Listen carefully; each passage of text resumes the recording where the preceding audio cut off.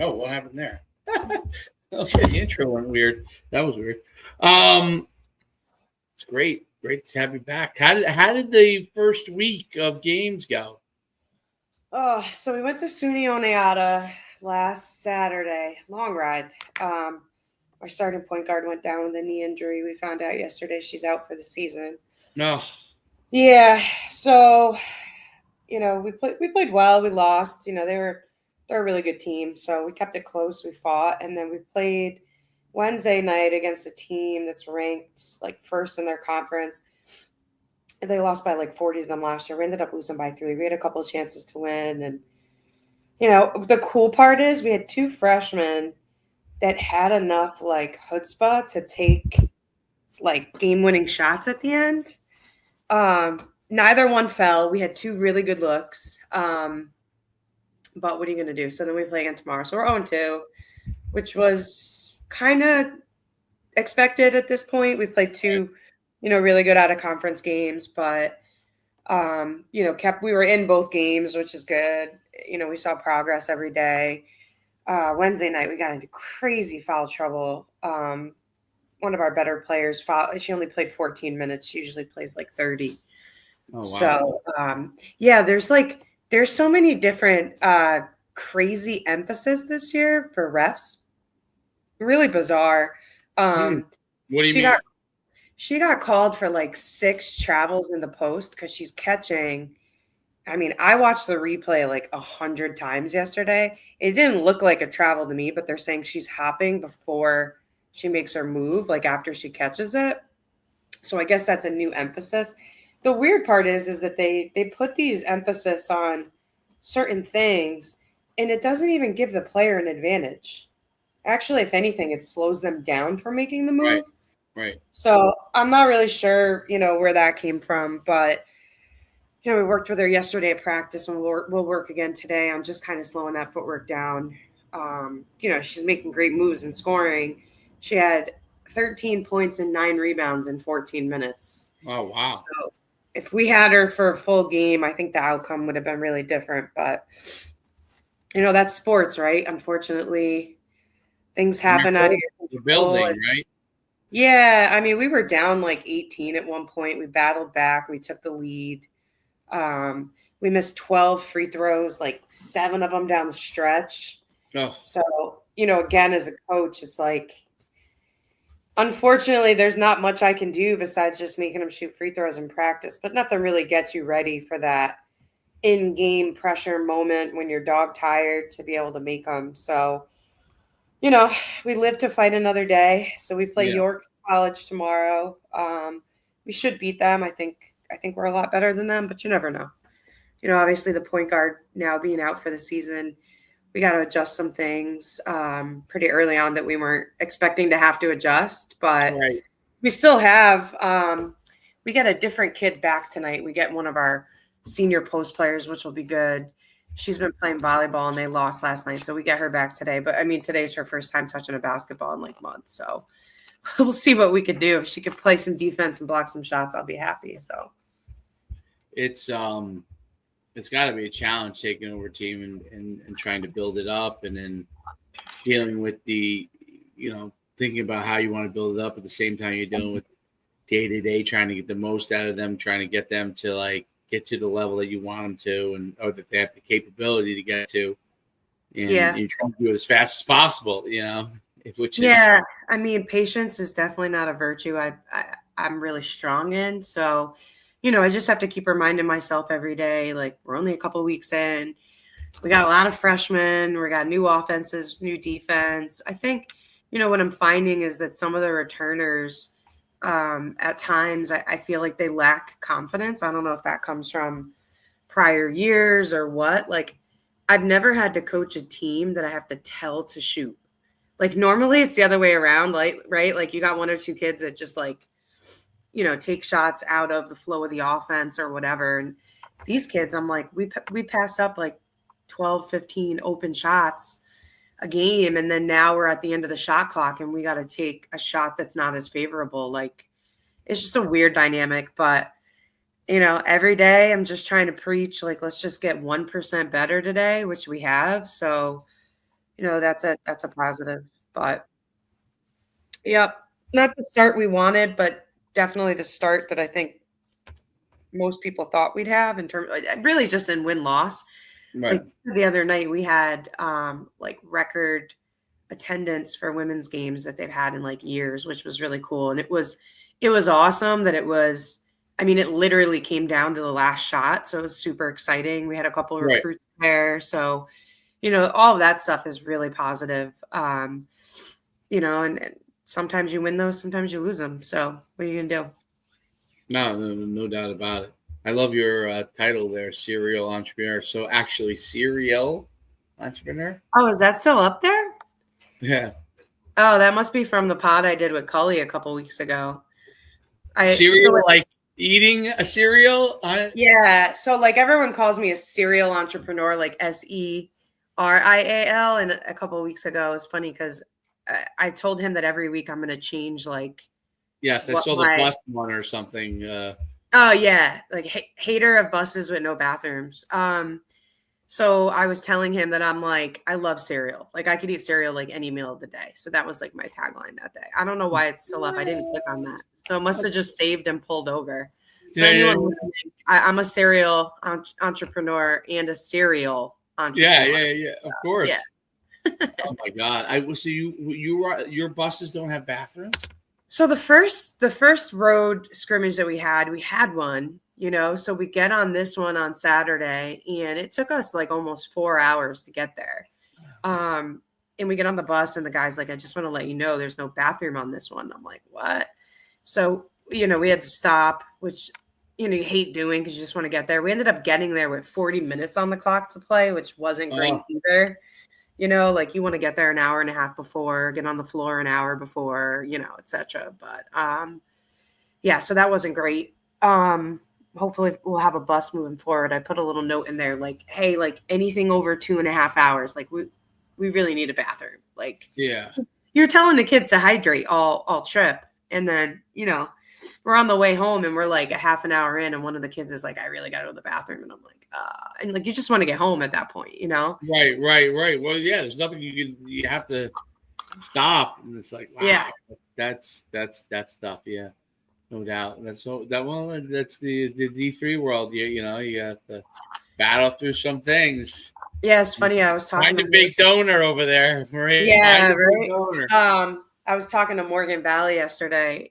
She's the assistant coach up at UConn, and we usually talk like once or twice a week. But she was like, "How's it going?" I was like, "Man, I'm just living the D3 life." I told her about the bathroom story. She goes, "Honestly, that's like the low and mid-major D1 life too." Like, yeah, but like back in my day, it was like souped up coach buses. Always had a bathroom. We go right to the airplane and you walk 10 feet and you get on, you have chartered flights. So it's a different world, but you're spoiled. Yeah. I mean, it's been a while since I've been spoiled, but yeah, that was a little bit much the other day. The 4-hour ride with no bathroom was rough. Even I had like a couple points was like, oh, I have to go to the bathroom. Yeah, of course. Yeah. I would make it. Yeah. So speaking of UConn, huge game tonight. We got North Carolina at North Carolina tonight. And North Carolina is very good, obviously hard to play on the road as well. But, there's like this unspoken thing right now because if he wins tonight, when we're all up there next Wednesday for his 40th celebration, he would officially become the all-time winningest coach next Wednesday as well if they win tonight. So, a lot riding on this. Wow! Outside of just the normal NCAA stuff. history of winning as coach in NCAA. Who passed? Does he pass? Is that Pat Summitt? It'd be no. Tara Vanderveer broke it last year, and then she retired. Right. And he wasn't that far behind her, anyways. But yeah, I mean, if they win tonight, and then they should win next Wednesday. They're playing like Fairleigh Dickinson or something like that. So right. And there's a ton of us back for that game because they're doing a big 40th season celebration. And, I don't know if they picked that game because this would also potentially be him breaking the record, but it should hopefully be a really cool night.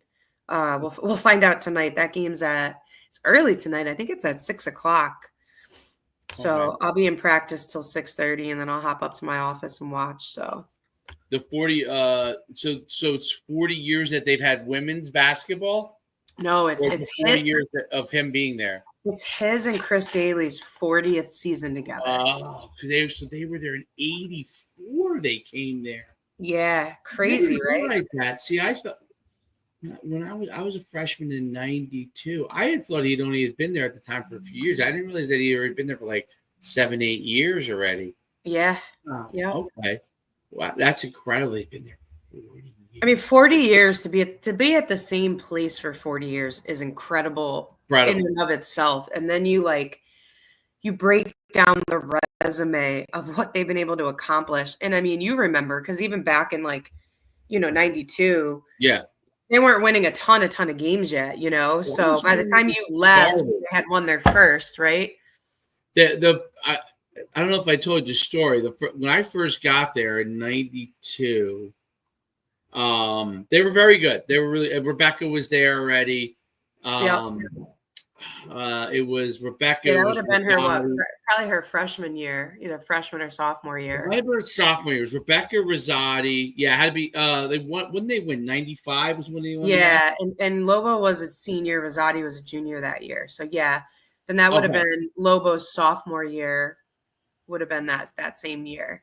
So they were pretty. I think they were pretty good. I think it was my second year there, 93, when I girls games originally were free. Okay. Yeah. You could go to a Gamble game. You just walk right in. Yeah, you walk right in. Yeah. I used to go watch the girls play volleyball, walk right in. Go watch, girls play basketball, go right in. So they come and they play. This had to be 93. They played Stanford was at UConn. It was a big game, and UConn was really good that year. I don't remember how far they went, but they went very far. And Stanford was coming at the time. Stanford and Tennessee were really the top dogs. Yeah. And so I come there, and I'm with somebody, and I walk into Gamble to go watch the game, and I pull the door open. I go to show my student ID, and they're like, "You can't go in." I'm like, "What do you mean I can't go in?" They're like, "You can't go in. We're charging for the game." I'm like, "You're charging for the game?" So I was befuddled. I walked out. I didn't go to the game, right? It obviously was I think you got one, but it was a great game. And but I was befuddled. But that's how it was. That was the first time they ever charged for a game. It was really before that. It was, listen. If we can get people to watch games, that'd be great. You know what I mean? Sure. And that was the first time. And I remember they must have had a pretty big crowd because a lot of people probably went. And from that point forward, though, it was on its way. It was like a rocket ship. It was literally a rocket ship. So I didn't realize, because I think they probably originally played in that field house. Yep. It's probably where they originally. I think the men probably did too before Gamble got built. But it's funny because when I first got there, the field house is beautiful now. I'm assuming it still is. I haven't been there in a while, but when I first got there, the field house was like how it was, like literally like wood floors. The track was it was awful. And we used to practice there, like if Gamble wasn't available or something was really? going on. Yeah. Very maybe once or twice a year. Like it wasn't often, but I think they've recently renovated it. At least that's what I heard. They had renovated it by the end of the years that I was there. They had renovated it, but then they might. I'm sure they renovated it again because what they built at that time was not what you would have now. I'm sure. And it was funny because I was also informed that we were talking about the arms race of football and basketball with Joe D'Ambrosia and how the basketball facility obviously got built. I don't know, is it 10 years now? I think 10 years ago. Obviously, it was long after you were playing, but 10 years ago. But I think I heard that they're saying that they may have to they may have to do it again because all these other places are building these like incredible basketball facilities. Yeah, I So mean, our facility is awesome. I mean, I don't know what I they could heard it's unbelievable. possibly do to it to make it better than it is. I mean, they got their own chef in like kitchen upstairs. They got and it's a mirror. So you walk in and women's basketball is to the left and you walk to the right and men's basketball is over there. And it's basically a mirror with the only difference being obviously this side is more men's basketball history and this side's more women's. But I mean the court's beautiful. They got spa, training Yep. room, weightlifting room, like on each side. It's a pretty special place. They really need to redo Gamble. I Right. would say Absolutely. they should redo Gamble before they touch anything else. But I agree. I agree. yeah, Why don't you know? It was funny. We had that discussion, and Joe D's a little more old school, but I'm like, dude, I don't know if you knock down the foundation, but you knock down gambling. First of all, there's no suites there, right? You guys all the big games have to go to the XL Center, right? So yeah, no suites there. They added seating. I think it was like my junior or senior year. They did okay, add seating in two corners, so we're right under 11,000 there. Which, I mean, listen, is what I always love about Gamble is that there's not a bad seat in the place. right. You go to the Civic Center, and if you end up top, you may as well just watch the television prompter thing instead of the game. It's tough, But I always liked playing at the Civic Center better. I feel like I always shot better there. I feel like we're a little bit more dialed in because you stay at the hotel because it is quite a hike from campus. You do the pregame meal across the street. We used to do it at the Goodwin Hotel. I don't know where they do it now, but and you hop on the bus and you got a 30-second ride to the Civic Center. When you're on campus, it's like you're doing pregame. Well, now they probably do pregame right in the facility. Back then, we would do it at the CAF, then make our way over. But yeah, it's a little outdated. I mean, they just put in a brand new, like prompter screen thing where they do the starting lineups and all of that. Which looks really, really cool. I feel like they've updated that a couple of times. I think they did do some updates to the roof because there was a while there where like the roof was always leaking. No. Yeah, but it's I get where Joe's coming from and being like the old school part of it because it does give you like that old school original historical feel. Like the same way when you like have you ever been to Cameron Indoor? Yeah. Yep. I mean, on TV that place looks huge with the angle that they show. And then you walk in there and you're like, this is it? Like, Yep. it's kind of wild. It's not that big. I don't even think they have as much seating as Gamble does. But like, if you redid that and built some monstrosity there, you do take away like that whole historical old school vibe. So, it's tough, but I do think that it, to your point, it would be cool to add some suites and some stuff like that there that just make the experience from a fan perspective a little bit better. But again, the nice part is like there really isn't a bad seat in the house there. No, that is what makes Gamble unique is that there's all there's all and you're like right on the court. Like the student section is like right there on the court. Yeah. Whereas like the Civic Center, it's a little bit further back. So like you don't, and when you go to Cameron Indoor, it's even worse. I mean, those Cameron crazies are literally like leaning over onto the court, which just gives it like a whole different cool vibe. So yeah, I'm kind of torn. Like I do think they need to make renovations, but there is something to be said for the history there and like just the overall energy and atmosphere is like unmatched. No, right, absolutely. I wonder if some point they would actually change it. It's an embedded structure to the way that it's built. It's like because it's down, right? Down, So like yeah, like you got to go downstairs to go into that top level, and then the court is down. So it's not like some facilities you walk in and you walk straight in, and then you have all the seating up, and maybe you have like one section that goes down, but ours goes like pretty far down. Yeah, so I would imagine that it would be probably a difficult structure to. Yeah, it would definitely be tough. It's unique. It's a very, very unique, and where it's situated in campus Yep. is that part is definitely I don't know, like there's not many places that have that part of like Yeah, like it's usually on the outskirt of a campus, yes, right? yes, yeah. Even football field wise, like have you been to Penn State? Football wise, yeah.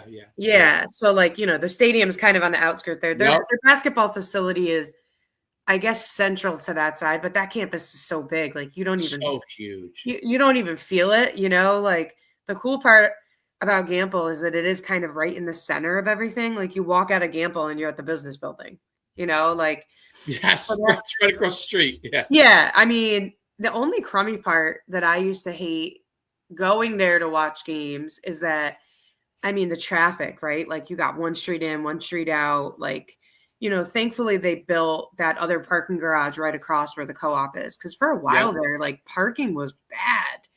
Ooh, Because they just had that one parking garage down by like where X Lot used to be. yep. Yeah. Which is a little bit of hike in the middle of winter with the wind tunnel that you got there on that main drag. But You won't believe it. When I was there was no parking garages. So it was crazy because obviously the men were already very good at that point. And obviously the women equaled it as it got like towards. There was no, I don't know how the people, like I'm thinking back, like I don't know where they parked. Where did they must have parked? My guess is they parked up along the hills, like wherever you. Because none of that stuff was there, right? So I remember when the first game I ever went to was in '94. My dad took me to a game, so this is before they won, but like they were becoming good, and I was really into basketball at the time. And you would go up that hill, and there were stairs. It would take you to that parking lot that's right up top there. That's kind of that bridge. I think that lot is still there, but like that's where he parked because none of that stuff was there before. Like you had to build parking garages because you kept up, building on all these different parts where people would park. So it's crazy. I mean, 40 years is just nuts. Kudos to him. I mean, the resume is just insane. Like I was just saying the other day, so they won in 95, then they didn't win again until 2000, right? So from 2000 to 2024, they won 10 of the 24 years. Mind blowing.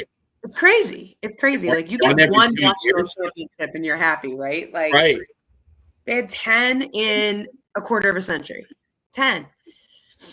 So that's incredible. One every 2 years, 2.5 years, I guess. That's incredible. That's beyond incredible. It's amazing. How many did you win? 2 or 3? 3, right? Yeah, that's right. Yeah, so sophomore, junior, senior. 3 in a row. Yeah. It's unbelievable. Like, do you think back to that time period, and does it feel like now? Obviously, you're coaching. Does it feel like it was all like this unbelievable dream almost? Like, because you play as much. What's funny is like, again, so like when I was a freshman, they had just won their second national championship, right? Okay. So, we were the third, fourth, fifth, which is just wild to think about, now knowing that they have 11, like, there were still 6 more after that. But, back then it was probably my junior year where I started to realize that like people in Connecticut were spoiled because like if you lost a game, like literally the sky fell. I don't feel like it's as much like that now as it was back then because, we had that 30, we won in 2000. Then in 2002, we had that 39-0 season. So we, now, then we trailed that right into like the all-time winning streak, which then they ended up breaking, the one that we set. But like we got so accustomed to winning, it was kind of just like, this is what you do here. But that was really the first time period of it. And I don't think we at the time realized the gravity of it all. Like when I think back to it now, it's kind of like, oh man, like how many, I mean, besides Stewie and her class who won 4, like how many can say they won 3? And the best part is, right? Like I always say, No one Everybody other always than asks me like, what's my favorite one of the three? And it's so hard, right? Because every championship is so different. Like sophomore year was my first, right? So that has like a special place in my heart. And we were so dominant. We had probably the best starting five in like women's basketball history that year. Our starters were Sue, Diana, Tamika, Swin, and Asia. Who four of them went to go and be like the top seven, out of the top seven draft picks in the WNBA that year. Like it was just insane. And then my junior year was really special because nobody thought we were going to win because we graduated so much. And we actually went 37-1 that year. So we only had one loss that whole year, ended up winning the national championship. And then, senior year always takes, I feel like if I had to pick one, that's my favorite because there's nothing better than your last collegiate game being a national championship. Yeah. Like you just kind of ride out on this high, like That's it. How else could you want it? So I think like if I had to like gun to my head, which one is my favorite, I probably would pick that one for that reason. Like no regrets, right? Like laid it all out there. You won the last game of the year that you could possibly win and you got a national championship. Like, and oh, hey, by the way, it was your third in a row. That kind of is different. Like everybody says that about the three, but all three of them are so different people, different styles. We had different trials and tribulations on each season. But yeah, it's kind of wild to think about. And then you flash forward to 2024, which of course now I feel old, right? Like I'm going to be 42 next week. And I'm like, holy cow, like this is crazy. Like we're going back to celebrate 40 years. And I guess so in 2001, I would have been his, third, I'm trying to think. So if he started in 84, 15, 16, I was his 17th freshman class. Right. So there were 23 other freshman classes after me. Yeah. That's like mind blowing. When I really do the math and I think about that, I'm like, oh shoot, like I am really old. I don't feel old, but like from that standpoint, it's like, holy cow. Like that was a really long time ago when we did something special. And I love it because I run into people all the time that I'm from here and I still live here, where people still will say like, those 4 years when I was there, that was like the good old days. Like, we sold out every single game. I remember we had a game in Hartford versus Tennessee in January. It was one of the worst snowstorms that Connecticut had had in forever. And I remember being at the Goodwin Hotel and it was like, we don't know, like we probably won't have that many fans today because the roads are freaking awful. Like, there's like a state ban, like stay home unless you're emergency services or whatever. And I remember we came out, we always would shoot and then we go in and, you do your team thing. And we came out with like, let's say 30 minutes on the clock. The whole place was packed. The whole place was packed. There was not an empty seat. That game ended up, Diana hit a 3 to force it into overtime. And we ended up winning in overtime. And again, a game that nobody thought we were going to win. That was like our first like real test that year after we graduated, the 4 seniors from the year before. And Tennessee was ranked number 1. They had a ton of seniors that year. They were like opposite us. Like they had all the upper. Kara Lawson was a senior. Like, oh wow, they had all these people who were, and think about that. Like I said that the other day. I like Kara Lawson. I hate that she tries to do a mic drop every time she's got a mic in front of her. But imagine this: she played at Tennessee. She went 4 years without winning a national championship. It's crazy. Yeah. And you don't think about it like that. And even at UConn, like we joke sometimes, like, obviously if they don't win this year, like Paige would have been there 5 years without a national championship. I can't even like wrap my head around that. And that's probably only happened to like 2, maybe 3 classes since 95, which is kind of wild when you think about that. Crazy. And you're like, wow, we feel like we always say, like, we feel really bad for those classes that just happen to hit that dry spell of that 4 years and never got one, Like here, like we'll share one of ours with you. Like, we have a couple that we could spare, but it's crazy. It's unfathomable for most people. but it's normal for you guys, and that's the thing that's makes actually you guys so unique in the sense that it would be hard for you and a lot of the girls to relate to the fact that that's actually the case. You know what I mean? It's not something that's it's so unique. I mean, I wonder, like I don't know, like I wonder how Gino thinks sitting there. You know what I mean? Like the fact that he's been able to win the way he has. I wonder if he ever reflects on the fact that it's so unreal what he does. I know he probably does it because he likes to grind and he likes the process of coaching the women and the process of helping them and get it's better. addictive, right? Like that competitive part of it is addictive. But like I just looked it up. So like you mentioned Stanford in that game, the first one that they charged. So Tara Vanderveer last year when she retired, it was her 38th season. Now Stanford has been a top program since I can remember, since the 90s. Right. She has three, only three. Like that's incredible. And how many since UConn became dominant? Probably maybe one. Maybe one. I think there was one in there. Yeah, 2021 they won. So 1990, 1992, and then 2021. 2021.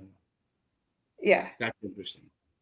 Yep. Yeah. So it's it's how many crazy. did Tennessee win from the time? I know there was a time when Pat Summitt was there. They, when she left, they had 8, and they haven't won any since. Right. So, and I don't know how many years she was actually there. Before she stepped down, obviously due to an illness. Yeah. They won. They had Candace Parker in 2007, 2008. So that was after me. They won back-to-back those years. And before that, they actually had 3 in a row, 96, 97, 98. And I think that was like the Shamika Holdsclaw days. Yeah. She was so good. Oh my gosh. Yeah. Like people don't talk about her enough. She was so good. It was like crazy. And then you had Tamika Catchings after her and then Candace Parker. But Shamika Holdsclaw, New York kid, Christ the King. She was like the first freakish athlete. Like, oh my gosh. And like, she's so talented. I should see if we could get her on. AB's friends with her. Oh yeah. She's really big into the mental health platform and stuff now. Oh really? But she was just so good. And there's a lot of those players when you think about it back in the day. But yeah, to think that Tara Vanderveer retired last year as the all-time winningest coach and only had 3 national championships. That's unbelievable. That's because of Gina. That's because of you guys. That's that's the only. And then Pat Summitt, right? So Pat Summitt came around, and then she didn't win another one until Pat Summitt retired, and all that good stuff. They won the year right after the COVID year. Was their most recent, but yeah, it's wild. And like, even I gotta look this up now too because I'm interested. Even on the men's side, like, how many does Coach K have? Let's see, 5. Right? And he was there. His most recent was 2015. Calhoun had what, 3? Hurley has 2. Was where I was going with that, right? So Calhoun has 3. UConn must have at least 5 because I think we have 6. I think Calhoun has 3. Ollie has 1, and then Hurley has 2. So there you go. So 6 then. Yeah. But like, how many years did that take? How many? Let me see that. How many Calhoun, years? It took him a while to get to there because I remember Gino had. I think I'm right. Gino won first, and yeah, Calhoun. 99? Yes, the men shocked the world. Was that Khalil El-Amin? Was that with El-Amin? Okay. Yeah. And then the girls won the next set. So Coach K was at Duke for 42 seasons and won 5 before he retired. Just for like, so Hurley's been at UConn, what is this, his 5th season or his 6th? I don't know the answer to that. He came there in 2018 or 17. Because I remember it took him a few years before he got there.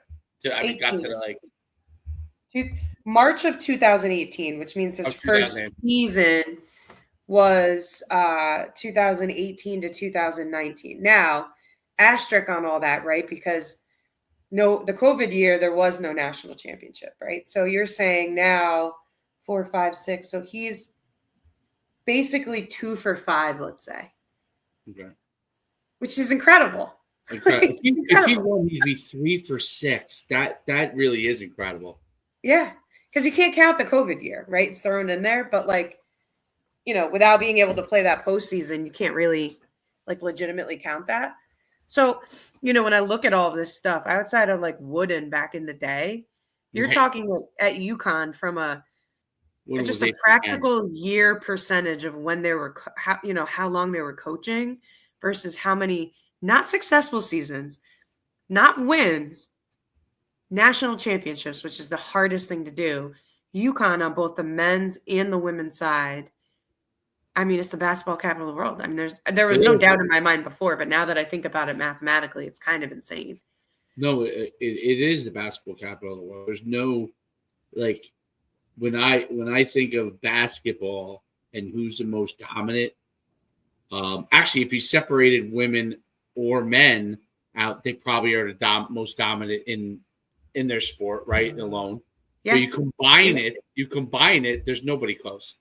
So it's like you go in football and you say, okay, who's the first program that everybody thinks of in the United States in football? Alabama, right? Alabama. Yeah, Right. That's what you think of in basketball. The first team you think of in basketball, like it comes off my tongue in football all the time because no matter how, even when we don't, like, I do a show with Shane Stafford, and I'm like, how come like every other week we end up talking about Alabama, even when we really want to talk about Alabama. There's nothing to talk about. We end up discussing. That's because in football they're considered a cow. It's the same thing with UConn basketball. UConn, but UConn more so, believe it or not, more so because as Nick Saban, I'll give him this. Nick Saban was close to doing it, and then for football in the same fashion, was able to do it. But I think basketball is harder. See, football, if you could now the NIL era is different, so that changes things.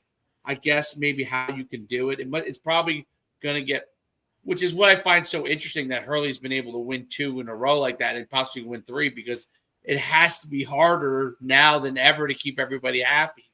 The fact yeah. that he's doing it is incredible. But before NIL, Nick Saban was able to kind of hoard a lot of the best players. And then it wasn't until Georgia got good that it started to erode it. And NIL completely, obviously, will erode it. Right. That's what I think is so incredible about what UConn's doing in men's basketball is that I don't know how he's able. It's interesting. You could explain this to me better. I said this to Joe D. I said Hurley seems to get guys that play for him that all fit a similar role each year to year. Like he really wants a center like the guy he had last year and like the guy he had before. Even though they're a little different, they all have a little bit different skill sets, but he wants his ace guy to be this guy that pounds it in there, physical. And it's funny because it started out with Reed was the backup and Sampson was the start, but Reed is really like fits the role that he likes. And those other guys are all similar roles. They all have slightly different skill sets, but he kind of plugs and plays. And that's what he wants. And it's amazing that he's able to do it, obviously. Yep. But it seems like that's what he does. I don't know if Gino does something similar or not, but it seems like I think he tries to get the very best players he possibly can get, and then he kind of puts them in their spots, which I think is a little different than what Charlie does. So on the men's side, I would say like I would even think back to like the Calhoun era. I think that Calhoun and Hurley are similar in that like Calhoun was always very defensive minded, which Yep. Hurley 100% is. Calhoun always wanted to go after, he always wanted a shot blocker, right? So like if you think back to a bunch of the really good teams that Calhoun had, they always had that, right? You got you got Jake Voskuhl, you had Emeka Okafor, like you just had dudes that could protect the paint. And Right. then I feel like Hurley every year he's been here has kind of had the same thing. And then Calhoun always had strong point guards.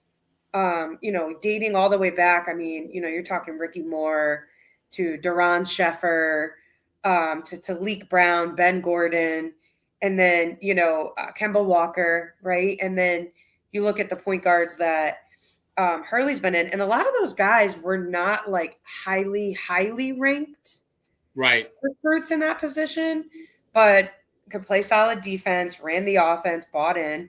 And then they've always had like that lights out shooter, right? Yeah. Like, so if you think back, right? Like you go back to like Ray Allen or Richard Hamilton, and then Yep.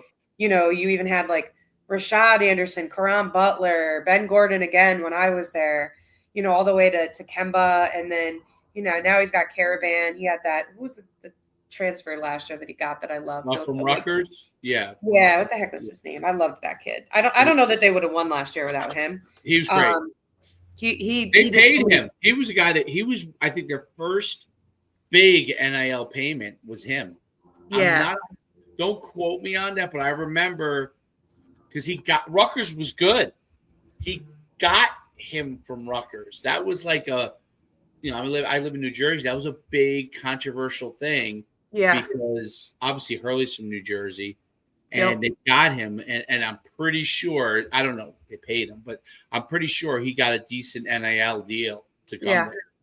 He was like the first person that UConn paid like a sizable amount to. Now I'm sure that everybody's doing it all over the place. But and now you got the D'Amelios that are part of your NIL. I mean, Those guys are wild. They're great guys. I could only imagine because it's obviously how they made their money, TikTok and everything like that, and the daughters, and then now him and the wife, and obviously they're UConn people. They were there before I was at school there, but they the father was. But it's funny because the way that he approaches even the NIL process with basketball involves the whole social media. Which has to be unique. I don't know, I'm not super familiar with a lot of the other schools and how they do their NIL, but just following what D'Amelio's doing is a little unique from that standpoint. Yep, for sure.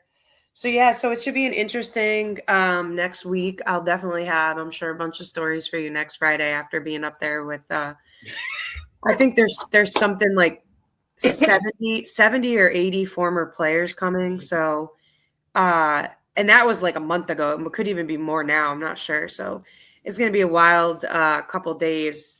So I'm excited for that. I'm excited to see some of my teammates. And do they have an event for you guys beforehand? They're doing like a little something, like a reception or something before at the practice facility. And then I think we're all walking out over together to the game, and we'll all sit together. And I think they're doing something at halftime, and then we're all going out to dinner. At Cafe Aura, Coach's restaurant afterwards. So that's so cool, dude. That's cool. It should be pretty wild. So I'll have some stories. Hopefully I'll be able to say that I'm 2-2 because I'll have 2 more games before then, which would be cool. We're starting to get it. It's starting to